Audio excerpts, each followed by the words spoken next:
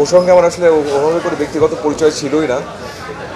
আমরা ১ মাসের একটা প্রিপারেশনের সময় পেয়েছিলাম, কিন্তু তখন আসলে আমরা ইন্ডিভিজুয়ালি স্ক্রিপ্ট পড়ছিলাম। তারপর যখন ওর সঙ্গে সরাসরি দেখা হলো, ভীষণ ভালো একটা ছেলে, কিন্তু ভীষণ দুষ্টু।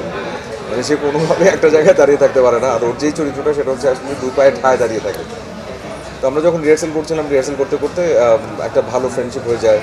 এবং তখন যখন আমরা শুটিং করিও নি, তখনও রিহার্সালের সময় খুব ভালো। কিন্তু আমরা যেদিন লোকেশনে গেলাম, আমাদের ফার্স্ট সিন সেটা হচ্ছে বট গাছের নিচে যে সিনটা, যেখানে আসলে আমার চরিত্রটি সেন্সলেস হয়। এবং ওই সিনটি করতে আমাদের আসলে লম্বা সময় লেগে গিয়েছিল, কারণ একটা যে খুব ক্লোজ হওয়াতে দুজন আসলে দুষ্টামি অনেক বেশি হচ্ছিল। আর যেভাবে করে আসলে ডিরেক্টর থেকে শুরু করে সবার চাওয়া ছিল, সেই জায়গাটা তৈরি হচ্ছিল না।